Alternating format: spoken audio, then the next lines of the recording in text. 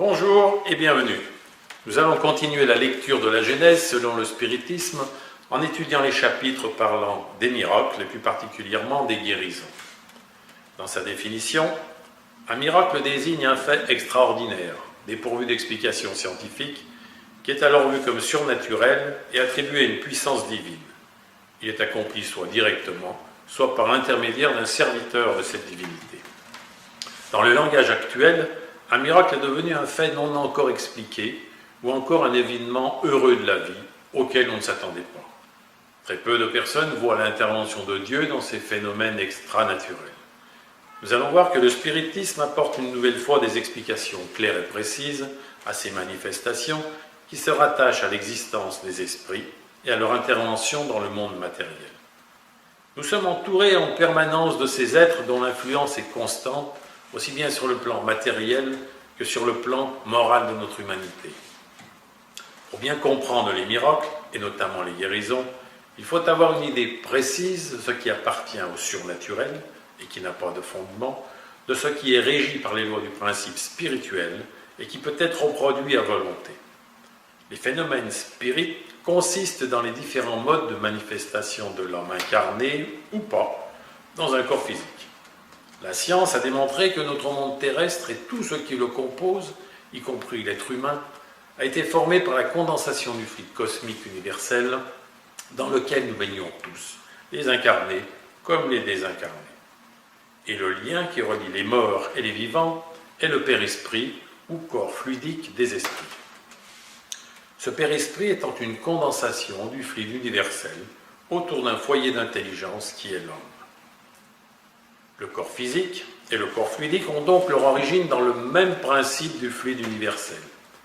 L'un étant plus condensé pour former notre matière, l'autre plus éthéré et plus difficilement perceptible à nos sens.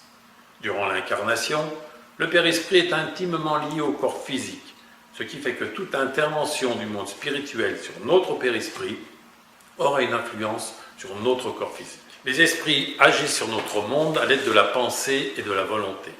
La pensée et la volonté sont aux esprits ce que la main est à l'homme. Ils peuvent ainsi manipuler toutes sortes de fluides selon leur degré d'élévation. D'autre part, notre père-esprit a les mêmes capacités que celles de l'esprit libre. Nos pensées et notre volonté imprimeront une action sur le plan spirituel. Suivant l'intensité de nos pensées et la force de nos convictions, nous pouvons donc, nous aussi, intervenir dans le monde des esprits. C'est cette interaction entre nos deux mondes et les propriétés du père-esprit qui permet l'accomplissement de faits considérés comme extraordinaires, car ils échappent encore aux connaissances de nos scientifiques. Le père-esprit est le trait d'union entre la vie corporelle et la vie spirituelle. C'est par lui que l'esprit incarné est en continuel rapport avec les esprits. C'est par lui enfin que s'accomplissent en l'homme des phénomènes spéciaux qui n'ont point leur cause dans la matière tangible et qui pour cette raison semblent surnaturels. C'est dans les propriétés et le rayonnement du fluide périspritale qu'il faut aller chercher la cause des apparitions, comme à Lourdes ou à Fatima, des phénomènes de bilocation ou encore des guérisons de maladies dites incurables. Vous trouverez également dans cet ouvrage les explications de tous les miracles effectués par Jésus, esprit supérieur au père-esprit d'une infinie pureté. Son âme étant constamment dégagée de son corps physique, il devait vivre plus de la vie spirituelle que de la vie corporelle. Il dominait la matière, maîtrisait tous les fluides et puisait son inspiration directement à la source divine. À bientôt sur TV Spirit.